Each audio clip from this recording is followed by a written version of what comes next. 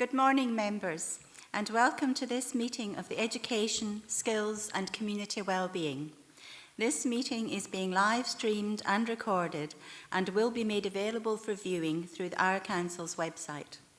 Remote participants, please follow the good practice guidance, which includes muting microphones and switching off your video when you are not addressing the meeting, writing speak in the Teams chat function when you want to continue, and if you are in the hall, you can do this on your iPhone or iPad.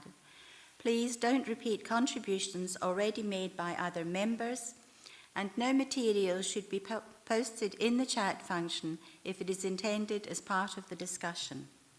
The usual standing orders apply, including that any votes will be undertaken by roll call. If any member has to leave the meeting, please either leave the Teams meeting for that period of time or write leave in the Teams chat function and then join when you rejoin the meeting, so we can keep track on whether the meeting is quorate.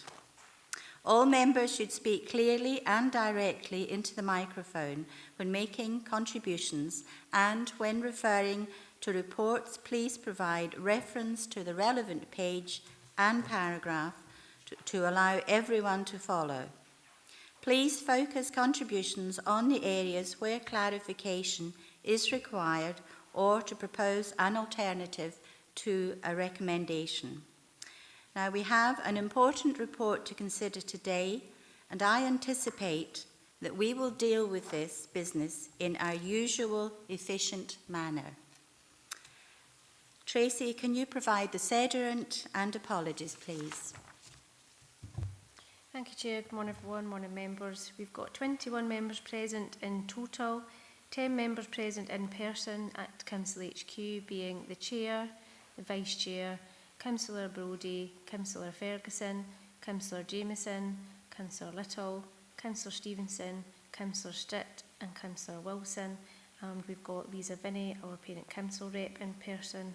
And 11 members present on Microsoft Teams, being Councillor Campbell, Councillor Karen Crothers, Councillor Dashper, Councillor Dempster, Councillor Ingalls, Councillor McGregor, Councillor Walters, Councillor Wood and Councillor Young. Also on Teams we've got Stuart Clement and Julie Irvin, our teacher reps, and we should be joining us shortly should be Stuart Walker from the Youth Council. I've got one apology from Councillor Hill, and not present currently is Councillor McCammon, Councillor Scobie and our 3 church reps. Thank you, Chair. Thank you, Tracy. I approve of members' remote participation. Do any members have a declaration of interest that they wish to make? No, thank you.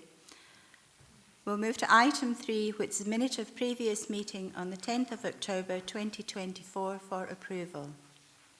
Do we have approval of those minutes?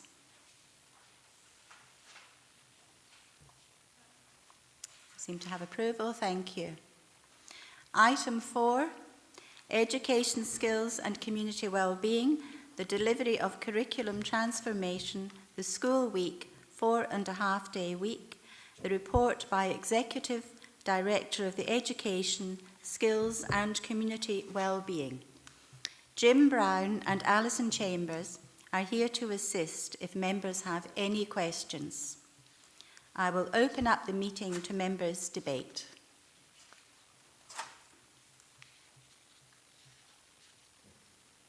Do we have any questions? Councillor Stevenson. Thank you, Chair. Firstly, I'd like to thank everyone who submitted a response to the consultation. It was one of the biggest consultations that has been held by this council, and the responses have all been taken on board and listened to. I'd also like to thank the community engagement team for their efforts in supporting the Education Department with this consultation. I'd also like to thank the Education Department for listening to the Labour group when it was becoming apparent that some groups didn't feel they were being engaged with, and when parents raised concerns that they couldn't support their children with their choices as the children's questionnaires weren't visible to the parents. These issues were rectified quickly, our points taken on board and actively pursued. Even before the consultation went live, the Labour group raised concerns with officials that some focus groups needed to be included.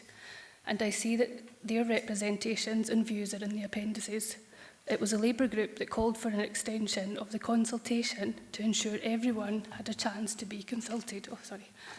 And that consultation didn't end just as schools were heading back. We've pushed hard to ensure that the consultation was fair and accessible. The consultation results before us have come as no surprise. Through the many conversations my group have had with the residents, from all private, public and third sector staff, parents, community organisers, unions, pupils, etc., it became apparent that the majority were not in favour of this. Sorry, my speech is away. Sometimes it wasn't due to being against the idea per se, it was a lack of confidence in the ability of the administration to ensure the delivery of the potentials for after-school provision and the other half-baked ideas that were coming forward. What the Labour group became really concerned was the lack of support they had from administration councillors, many of whom were the most vocal opponents of this, despite the fact the majority of the administration remained silent on the Education Committee. Which leads me to the question, was the administration leading on this proposal? And if they were, and the results for the asymmetric week had been different, would they be supporting it now? In fact, the leader of the council appeared on TV listing all the positives for an asymmetric week. So what this committee need to know is, did the administration of this council fully support the asymmetric week? And if not, why did they continue to support this proposal for almost a year, knowing that they didn't have the backing of their group or party? This leads me to my second and most important point. I have sat in this committee since the election over 2 years ago. And when the Labour group were part of the administration, we asked questions in committee because we understood the importance of the checks and balances that should be in place to ensure a good and strong governance structure. Since this current Conservative Lib Dem Indie coalition has been in place, there has been radio silence in this committee. 1 or 2 councillors from the administration team have spoken up, and I applaud them. It can't be easy to do this on a rudderless ship. Some things are bigger than political parties, and ensuring accountability, accuracy and good governance are 3 of these things. In fact, to highlight a similar issue, the Labour group drew a red line undercuts to teacher numbers, and by October we had to force a vote to ensure the cut to teacher numbers was reinstated. The administration voted this down, insisting the numbers were fine. In fact, if they had done their homework, they would have realised that the average was skewed. My plea is this: either bring forward papers that form policies you actually believe in, or start doing your job in this committee and be the checks and balances of good governance. Councillor Stevenson, can I just, do you have a question here? I've asked a couple so far. It's just that today's meeting is regarding this report that we have before us. And I think this is part of some bigger issues. What's going to happen, if you look at page 25 in your report, it mentions there that there's going to be a further evaluation of this report is going to be published and brought to committee in January 25. Today we're here to go over the actual feedback from this report and then move to recommendations on the report. 4.7, page 25, there is going to be an evaluation of the consultation carried out. And 4.6, we're going to go to the next steps of the consultation, an evaluation of this report, of this consultation. So perhaps that's some time that you could wait till that comes out, that report is brought to committee. Thank you. I mean, I'm happy to wait, but I've got questions here, and I've already asked them. Is the administration supportive of a 4.5-day week? Because you have brought this forward for the past year. Thank you. Thank you, Councillor Stephen. Did you have any question that you want to put to?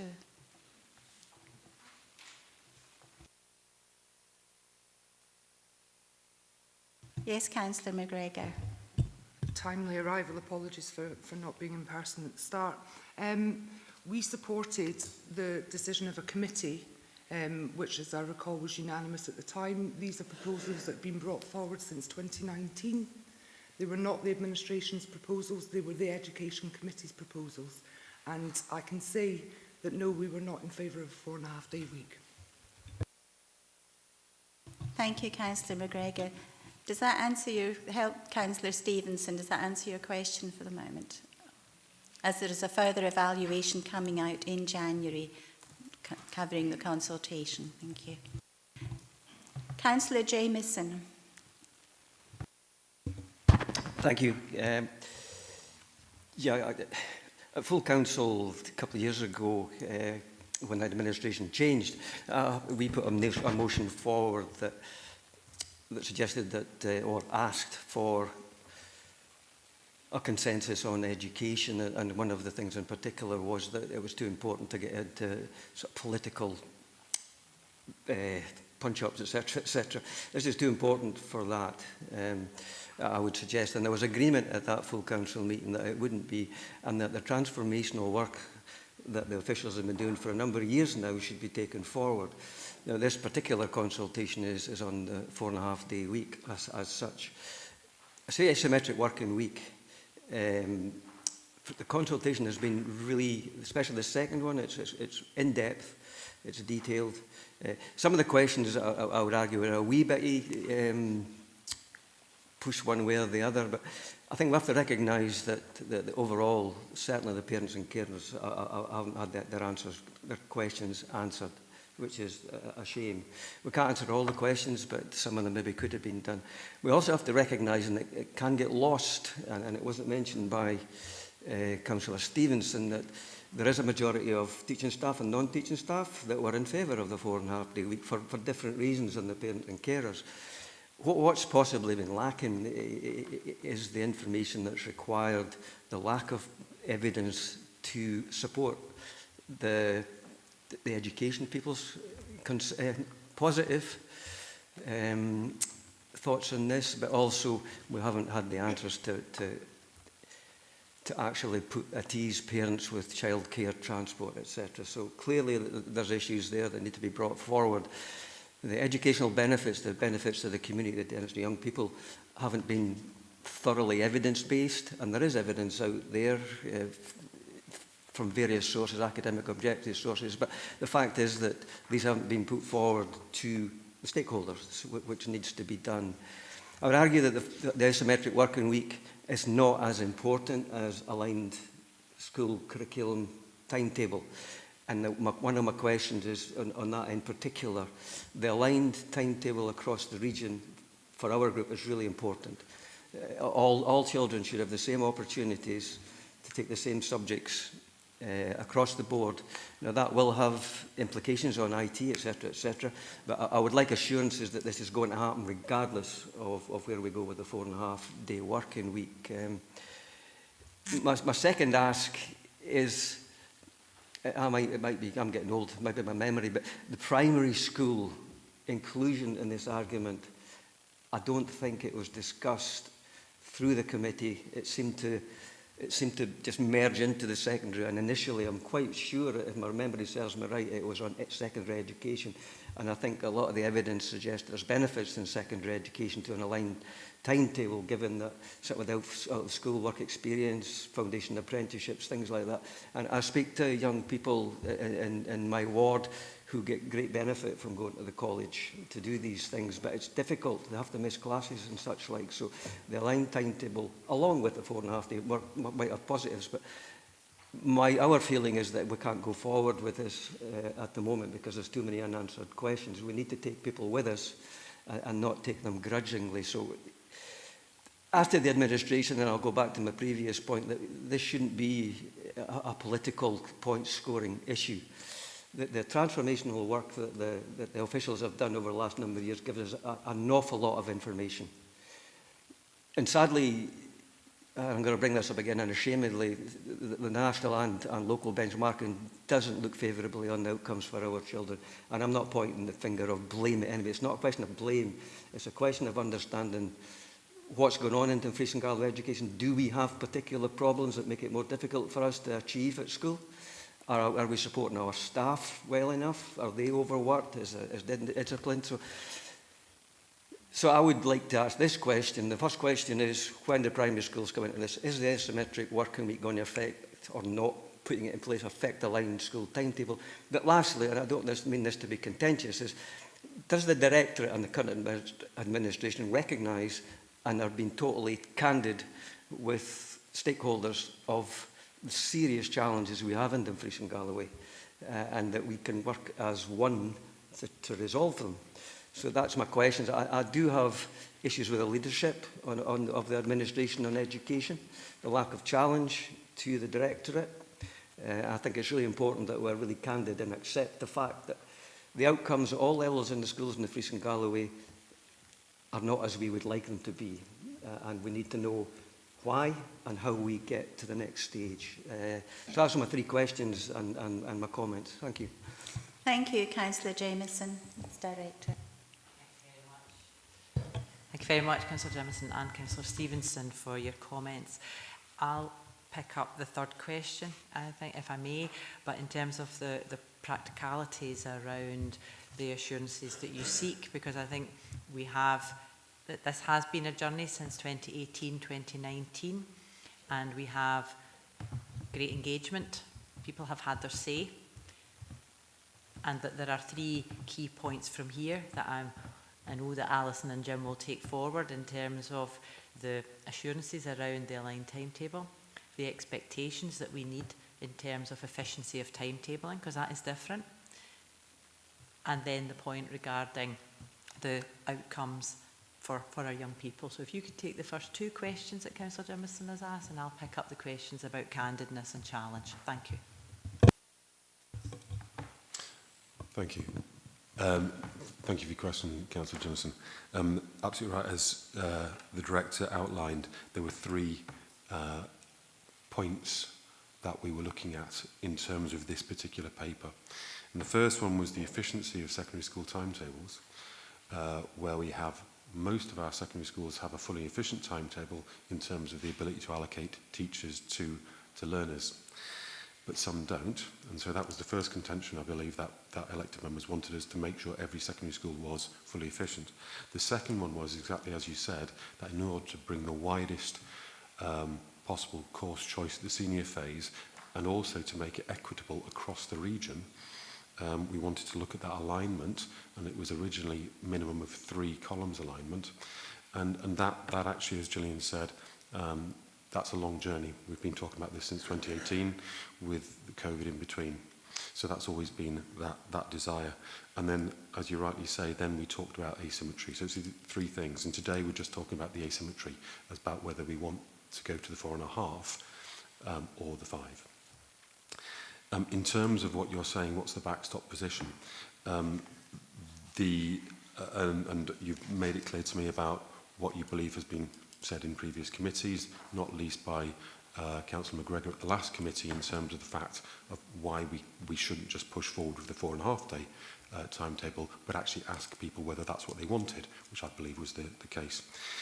If I take you to page 25 and 4.5, the recommendation, the final sentence says, further to this, and as agreed at Education and Learning Committee on 14th September 2023, officers will work with head teachers of secondary schools to move to a timetable structure in order to allow all our learners to have the widest course choice possible. So that's what, as you all know, Councillor Jamieson, that's what is written here that we have to now do, and that's what, dependent on the outcome of this committee, that's what Alison and myself and our teams will then work on doing. Thank you. Thank you. Councillor Little. Thank you, Chair. First of all, I've got no desire to make this political point scoring. I don't want to wish, I'm not going to say the SNP group about 40 times in a pre-typed speech. This is about the welfare and the education of our young people, and I think we're failing them. I am actually really angry, and maybe you can hear it in my voice. I'm so angry about this because all the concerns that we raised time and time again, that was all members raised time and time again, were dismissed, and this is exactly what the public have come back with, exactly the same concerns. So it's a waste of time, it's been a waste of money, waste of resources, and it could have been done so much better. But no one was listening to the members. No one was listening to the questions that we were getting from the public, from our constituents, and they were not being taken seriously. And I'm really quite cross about all this. My question is, we talk about an evaluation of this consultation period that instantly wasn't done well. I disagree with the fact that we've had a really good consultation period, because I do not agree with that. This evaluation, will it be conducted externally, or are we going to have the Education Department evaluating the Education Department? Thank you, Councillor Little. Director? Certainly within our arrangements, thank you, Councillor Little, and we all recognise that there have been questions throughout this, and we have worked to answer the questions where we could without predisposing to any particular outcome. So we have taken account throughout the process of the questions and have worked to address the concerns where we could. But I recognise we could have done more. We have done this within our existing resources, we have done this within our existing staff, and the evaluation will also be done as part of the effective planning and delivery of consultation process. That will also be done within our directorate, not done by education, but done within our directorate, with our education, with our community engagement and consultation staff. Certainly, we will ensure that evaluation, that we all learn from that. There are questions that we could have asked, but we worked with our young people to develop a question set that they were content with. We worked with our consultation and engagement colleagues in order to establish a question set and a consultation mandate that we all felt was suitable. But clearly, people still are, and as you say yourself, Councillor Little, they feel bruised around this process, and we have to look at that and see why and what we could have done differently. But we have got 16,000 responses. We have got a lot of information in front of us, which is guided towards me and my team towards making this recommendation to you today. And we will have opportunity to look at the benefits that we put forward in terms of the asymmetric working week, in terms of timetable alignment, efficient use of timetabling, and ensuring the well-being of children. Those priorities remain, but they will remain within the working week that we currently have. So it is, in terms of your specific question, Councillor Little, I think we will be looking at the evaluation internally. We'll bring that back to committee, and if members choose or wish us to go more further or deeper, then we can certainly do that. I didn't have the opportunity to answer Councillor Jimieson's question about candidness, and I think I'm very clear that we are honest to members. We have tried over many years to provide a performance framework within our business planning arrangements to give you information that helps you in your scrutiny role without identifying individual schools or individual pupils, and I know you fully understand that. We have that discussion regularly at Area Committee, so that we want to look deeply at the performance at our schools, and we know that there are issues. It's not an issue of it's an issue of variance. We know that some of our schools are producing very good outcomes for pupils, and some of our schools need further support. We also know that our resources are stretched and unequally distributed, and that's also a matter I'm very honest with members about. We know that the needs are increasing, and that we know that our challenges in our communities are increasing, and our schools are not divorced from that.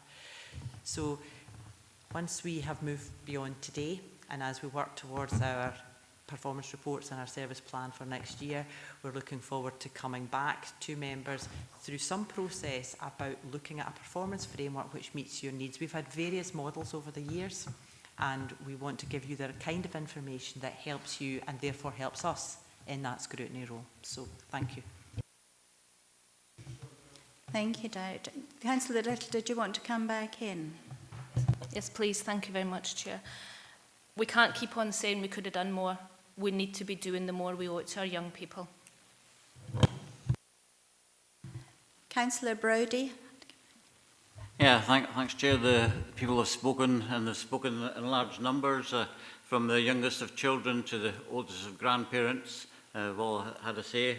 Some are for it, some are against it, the majority are against it on this occasion, and obviously will be directed by the people. just like to thank the staff and those who took part in the consultation, because there's been a huge effort done by our staff here after a democratic decision was made by councillors in this room. So thank them very much. Hopefully it's not been a waste of time, because I think there are a number of issues have been raised by the consultation, and that's something that we'll have to address, like how do we address the issues of childcare, because if childcare is a problem for an afternoon on a Friday, then it's also an issue from 3 o'clock till 5 o'clock when most people work to. So it's an issue we have to address, transport issues, also make sure there's enough, in the future there's enough extracurricular activities that could be done in the future. So I think it's not been a waste of time. I think I'll welcome the report that's coming back on it and take it forward from there. So as a past chairman of the committee, I work with Councillor Jimison, who was my vice chairman, and with Councillor Johnson, also my vice chairman. And together we thought we saw the benefits of an asymmetric week, of a shorter week. But obviously, we, like other authorities, we engaged a huge consultation, and we said there's too many barriers at this stage to take this forward. But it was a democratic decision taken by all the councillors in this room. Every one of us supported the consultation. We had ample opportunities to discuss it, but we, as a collective, all-party consensus was that the consultation went on, and we could have stopped it at that point as councillors if we had wanted, but we decided to go ahead with it and consult with the people, because that's what councils do. And if we hadn't done that consultation, then I think then we could criticise ourselves. But I think as a collective body, we have to say, well, we agreed to the consultation. The consultation has told us this is what we want to do, and we should respect that. Thank you. Thank you, Councillor Brody. Yes, and it is a very comprehensive report that we have before us here today. Councillor Jamieson, did you want to come back in there quickly? Thank you. Just very quickly, and not to take too much time. There's no question of lack of honesty from you guys. Absolutely not, and I don't want to imply that at all. Where I would use the word, and I've overused this word a lot this last few days, but I think we really need candour. We're quite rightly good at emphasising what we're doing well. Maybe I'm just a grumpy old man, but we really need to know what's going wrong. And the local authority benchmarking, we highlighted one point which was good, the quintile 5. There's an awful lot of stuff that was really challenging, and we want to highlight the good bits, but I think as a committee we really need to know what we're not doing as well, so that we can support you guys, and if you need more money, if we need changes here and there, but we need to know in all candour what is not going well, and accept that, regardless of popular opinion, etc., because at the end of the day, we've got to support our staff, and we've got to support the people that are directly involved in teaching to get better outcomes for our young people. So it's never been a question of honesty, so please don't accept that. It's just absolute candour. Thank you. Thank you, Councillor Jameson. I think we all probably agree with you on that point. Councillor Wilson. Thank you, Chair. I don't really want you repeating, and it's already been said, but I do think there absolutely is lessons to be learned here. I have to say that I did agree with many parents that the first set of questions did appear to be misleading, and unfortunately I think this did lead people to assume that the 4.5-day week was very much a done deal. So I'm pleased that it isn't, and that people will see that. And although I'm happy to agree with the recommendations, I do think it's important to note that I'm still unclear, having asked previously what the benefits were for moving to a 4.5-day week and where the evidence is. And a number of times questions in this committee have not been answered, including questions on transport, wraparound childcare and activities for the half day should it have went ahead. And I don't think we should underestimate the unnecessary stress this has caused parents and indeed some of our young people. I had a wee 8-year-old girl who was really worried that she'd given the wrong answer and it wouldn't be suitable for the parent or teacher, which made me really sad. But I do have a couple of questions, and similar to Councillor Jimison, I'm just wondering what we're doing going forward about aligning the timetable. Be interested to know how much time and resource this whole process has cost. And with regard to the concerns raised by the unions on pages 278 and 279, I'm just wondering if these were addressed, because I can't find anything in the paper, unless I've missed it, which is a possibility. And lastly, I just think we need to start focusing on what is most important, and I do think that's raising attainment in our schools, and as I said at last committee meeting, getting it right for every child. Thank you. Thank you, Councillor Wilson. Director, do you want to take? Thank you very much. A number of points there, and I think I'll hand over to Alison and Jim. It was the point I'd like to pick up is the point about the work with the trade unions, and it is interesting that most of our staff, as Councillor Jimison picked up, although some of the trade unions did identify concerns. We hope that we work through some of those concerns, and actually the majority of our staff agreed with the proposals, as you'll see from the papers. So I'm hopeful that, given the position as stated by the trade unions, but then the outcome that more of our staff agreed with the proposals and did not, that some of those points were then addressed. But we have learned that our trade unions are representative voice. We have our trade union representatives here from the teachers' trade unions, and it's very important that we take them with us. In terms of the further questions, Jim?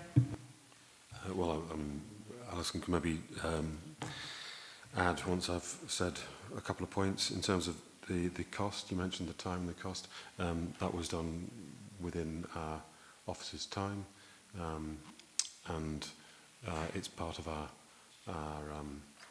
plan, so there's a planned activity. And in terms of alignment, I can refer you to the comment I gave Councillor Jimison. Again, I don't want to condescend by reading it again, but it simply says, and we need to understand what that means for us, but that officers will work with their teachers of secondaries to move to a timetable structure to allow the learners to have the broadest. And I just make that point again, and I'm listening to the points made. Clearly, we look at other authorities as well, which is a lot of what this was based on, seeing what worked, what radical solutions, what innovative thinking other authorities had embarked on to address the same challenges we have. And this was one of those ideas. Certainly, I think what Councillor Jimison was making the point, which I know was agreed by many councillors, is that if we have that alignment, it offers, as you well know, much greater opportunity, and that is particularly relevant in an authority that is the third largest geographical authority in Scotland and stretches from, I don't know how many miles east to west, but Stranraer to Langham in terms of secondary schools. By doing the alignment, of course, we know that that will give us significant benefits in terms of offering options across the piece. So that's the work at hand now, and I can only really refer you, Councillor, to page 25, 4.5, the last statement there. Thank you. Alison? Thank you. Yes, Carolyn, Councillor Wilson, did you want to come back in? No, I just want to say thanks, Jim. It was actually a conversation at the Parent Council preempting the decision today. It was very much a big topic on the alignment of the timetable. So I suppose it's just so that I can comfortably go back to the Parent Council and the head teacher to, what the plan is for alignment, because I think at the secondary school I'm on the Parent Council for, there's a big discussion on how many subjects are taken, and it's quite interesting being a parent and a member and at times. Thank you. Just to come in that, Councillor Wilson, it's just to say that because we are waiting to see what the recommendation, or whether or not the recommendation is accepted today, we will then go to our head teacher. So we've got a meeting in the diary for Tuesday with all secondary head teachers to say this was outcome of committee today, and then we will absolutely be looking at that recommendation. What does that now look like for our secondary schools across Dumfries and Galloway? Thank you. Stuart Walker, our Youth Council representative. Hello. I would like to express firstly my agreements with Councillor Little and Councillor Jameson, as well as my apologies for the inability to join you in person today. And secondly, I would like to express that while we do have a large amount of results back from our both online and in-person surveys with both youth, parents and carers and staff across the area, I would like to ask how much of this are we sure are fully informed results, as much of at least my constituents and my fellow councillors' constituents have expressed widely various results of how they feel informed about this decision and about the 4.5-day week model, with a lot of misconceptions and a wide amount of misinformed ideas about it. Thank you. Thank you, Stuart. Director. Yeah, thank you for the question. Absolutely happy to take that. Yeah, absolutely right. And I think we can all say that we heard different understandings of what this might mean.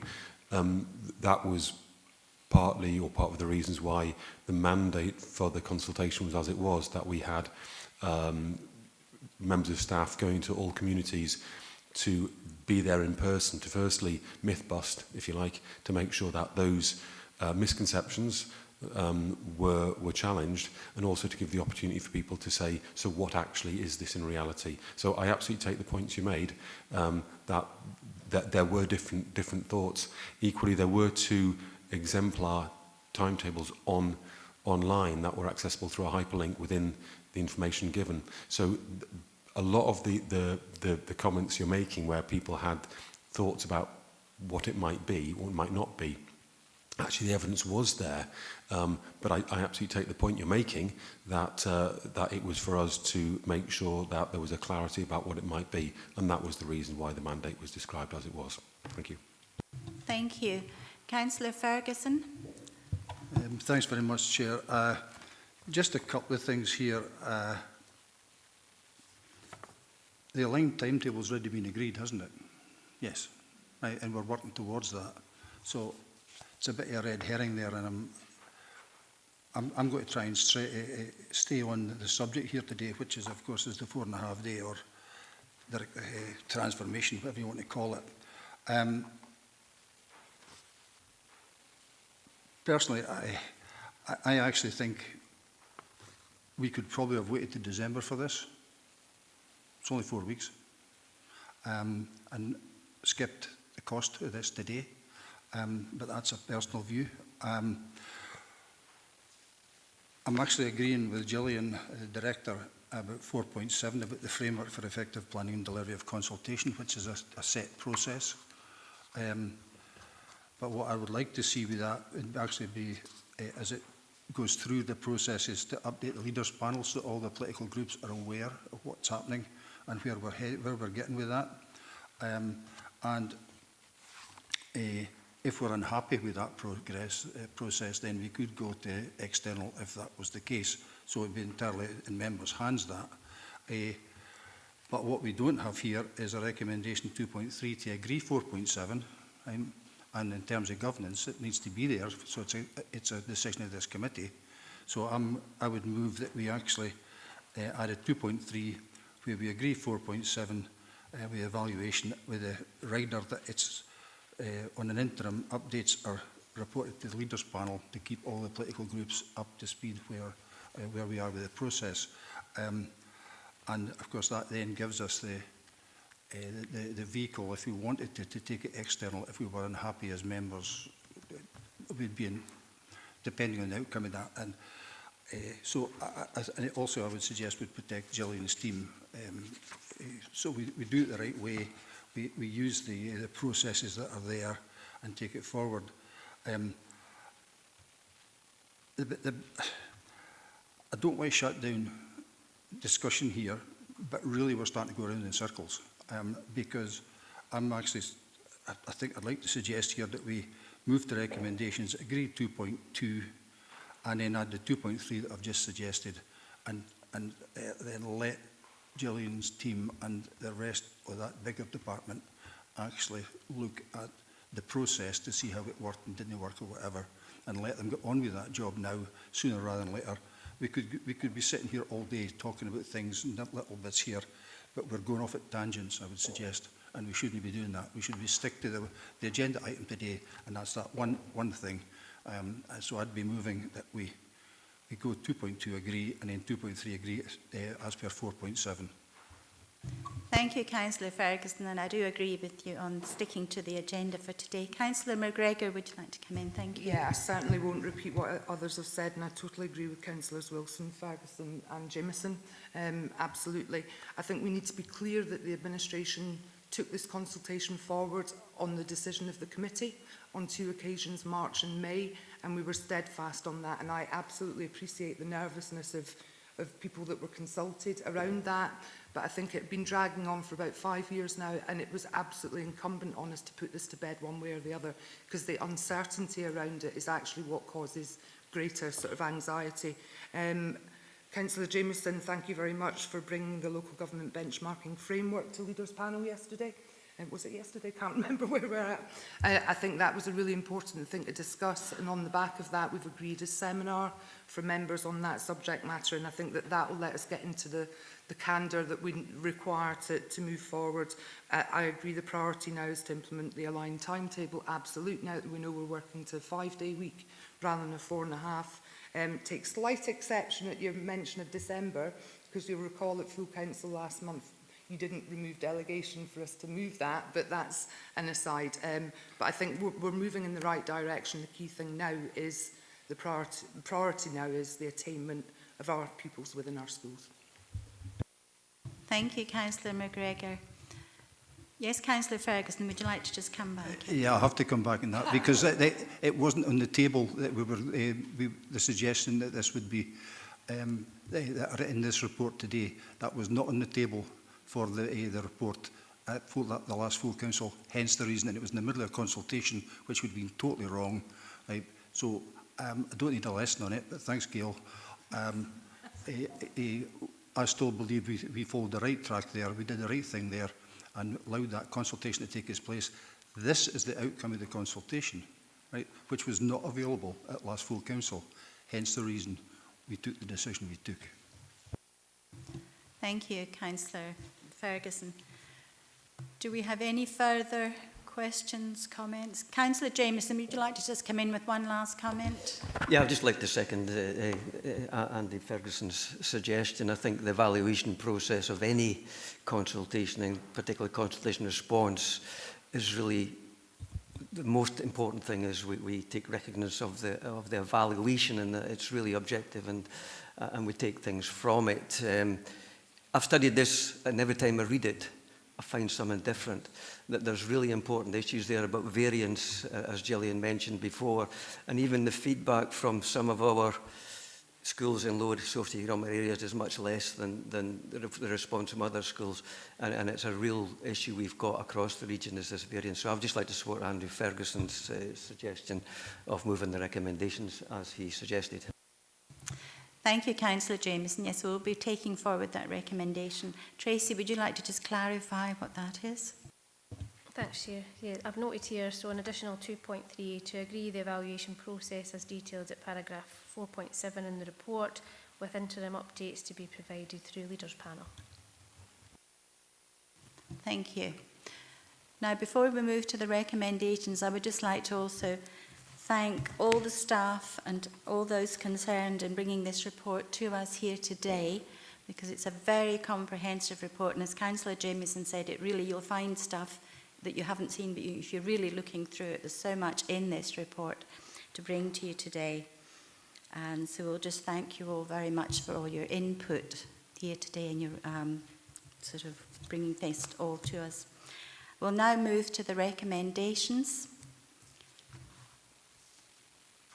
Recommendation 1 is to note the feedback from stakeholders as set out in paragraphs 4.4.1 to 4.4.10, and 2, agree with officers' recommendations to maintain the current structure of the school week for primary and secondary schools in Dumfries and Galloway as set out in paragraphs 4.5 And the recommendation added 2.3.